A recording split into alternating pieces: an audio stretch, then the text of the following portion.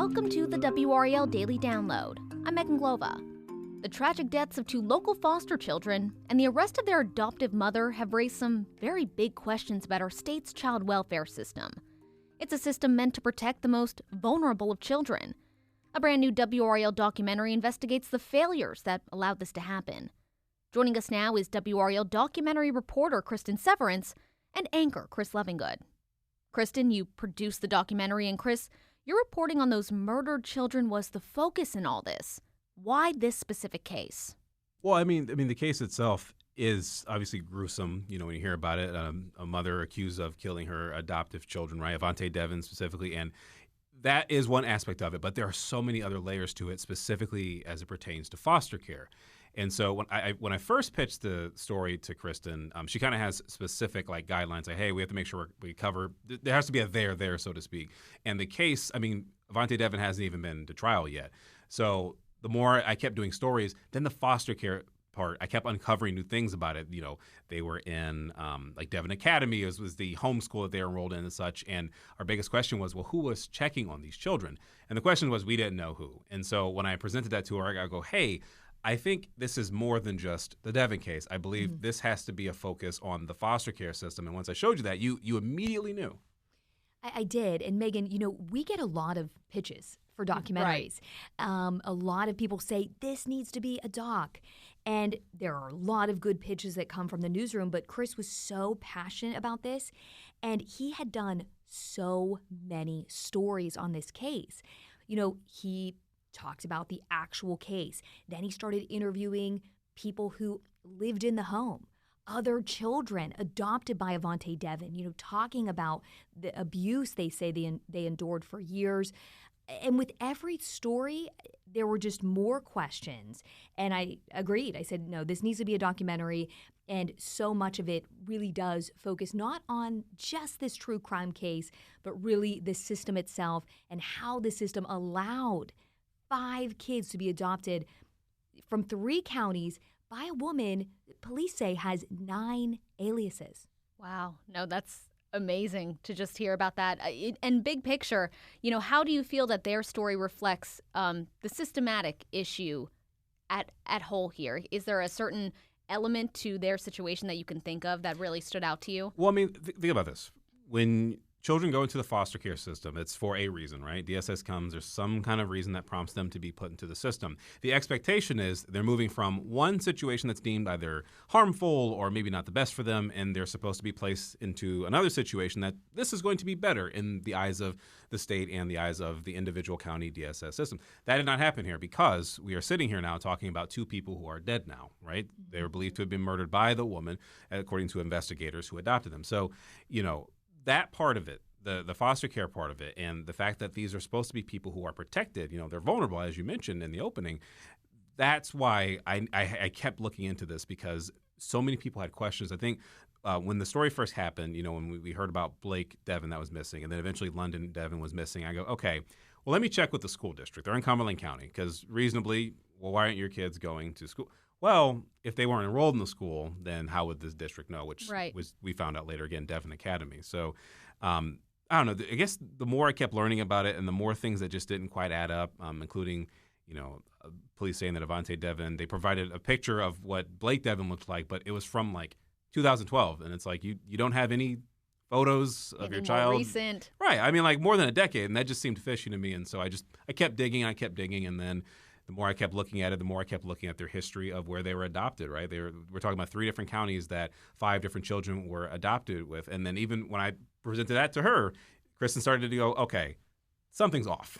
Yeah, and I think, when you ask what about this case, represents the entire system, well, okay, 5 kids, 3 counties. We learned when investigating the foster care system, there is no way, no central statewide IT system for these counties to talk to each other. So a social worker in one county can't log on in 2025 and look up a child's history in another county. And, everyone we talked to told us this is a transient population, right? People move. Yeah. And so this woman, Avante Devon, in the documentary we explain, They were in Western North Carolina. Well, they moved to Fayetteville. Again, no one can really log on and check to see, someone's history or, where they may have moved. And so, of course, people are going to slip through the cracks. Right. And so I think that is one aspect that really represents the total system. And then it's just mind-boggling to me in 2025 that this is not. It should be simple. Yes. Well, and then remember, there was an element that we uncovered through the criminal complaints that DSS in Cumberland County while they were investigating this, they said that someone was pretending to be Blake Devon. And then the question I had was, well, how do you not know what that person looks like if that is actually the case? And so that's when, you started looking into that central IT system. Right. And I think they're working on it, though. But, it's going to be a minute before that happens. Right. 3 years. So they're building it. Mm-hmm. It's going to take 3 years. So we're talking about 2028. And a lot can happen in the meantime, perhaps. Right. So there's so many things we learned that we just couldn't believe. And we're outsiders. The people telling us this, they are the people in the system. And so to us, I point blank would say, I cannot believe that there's no IT system. Also, the system it's one of 9 states. It's a state-supervised, county-administered system. There's 100 counties doing things 100 different ways. I'm sorry. I think anyone would think that's not the best way to do things. A little concerning there. And what did the State Department of Health and Human Services have to say about any of this during your investigation, or maybe the Devon case specifically? Well, I had tried interviewing somebody with it just because it was so fresh. The investigation was still happening. I was unsuccessful to find it at the time. But as we were putting this documentary together, Cristin had success, at least having somebody with the department kind of talking about it. Yes, I did. And, I have interviewed DHHS several different times for other documentaries. And, that department is in charge of so much. And so when we, as the WRAL doc unit, when we pick a topic, it always amazes me how much they really are in charge of. Our maternal and our maternal health documentary, we interviewed someone. I think fentanyl. There are just so many things tied back to them. And so they were willing to sit down and talk to us. They acknowledged the problems, but they also say changes are happening. Mm-hmm. Right? They are working on that IT system. They are giving additional money to family members who may not be licensed, but they want to, foster a child within their family. $22 million for mental health of children within the foster care system. So things are happening, but they'll admit it is slow. Progress is slow. Yeah, and you also talk to lawmakers and people with some deep connections to the child welfare system. What's their take on the state of the system right now? So I'll take that just because I did interview the lawmakers. We interviewed Senator Sidney Batch, Democrat, represents Wake County. She's also a family law attorney, so she knows this system inside and out. She had proposed legislation last year. This was a bipartisan bill, okay? I interviewed Republican Senator Jim Bergen, who also really believed in this legislation. Unfortunately, it did get blocked. And in the documentary, we get into why. What lawmaker blocked it and kind of what they're going to do in 2025 to hopefully make some changes. And Chris, what are some of the other challenges the system faces? What did you encounter during all this? When I guess the more we looked into it, we already mentioned the county part of it because it's, one state, but 100 different counties, 100 different systems. That was one aspect of it. But I guess the other challenge that I saw, at least from where as we continue to look at it, was, how do you curb this? Because some people say, well, legislation. Well, sometimes you already have tools at your disposal, right? Which is the case. There are some options that the state can explore, that counties can explore, but necessarily aren't being done. And so, when Sidney Batch, she presented that bill last year, and then I think she's going to do the same, if I'm mistaken, during this session this year. And to have it not go any further, I think that's really the part that I've been trying to focus on in terms of what is next with this, because this isn't necessarily about, I mean, this is about, yes, the Devon case is one bit of it, but there are other cases we've done too, right?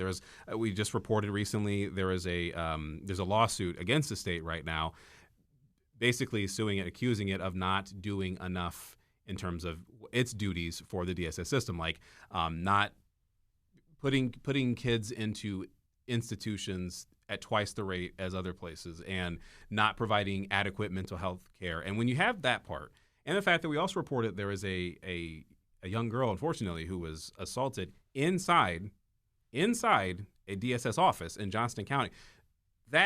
My case, we didn't even get into the Nash County stuff, right? With some of the stories that we've had there, the young girl that died there, Crystal. So all of that.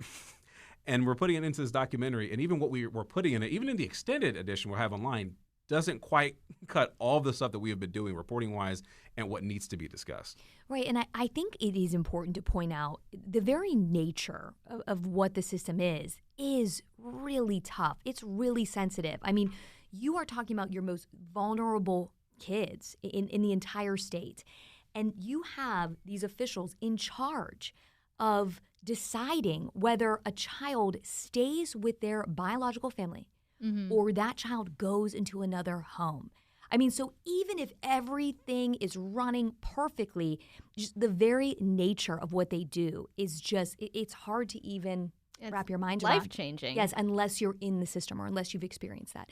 And so I think it is important to point out social workers are overworked. Yeah.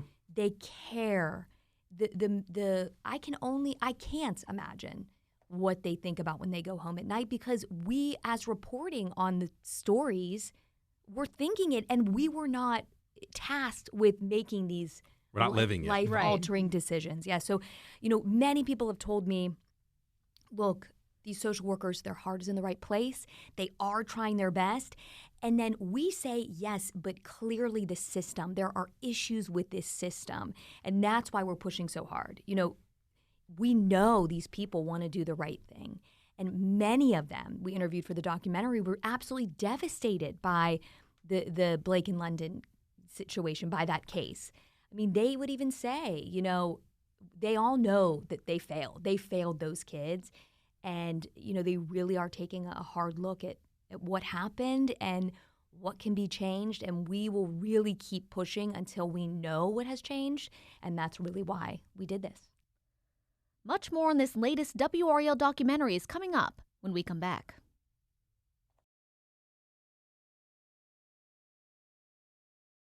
How many kids are in the foster system in North Carolina? It's 11,000, right? Yes, 11,021 and under, 6,000 foster care homes. Wow. So a lot of people, right? But look at that disparity, 11,000 to 6,000.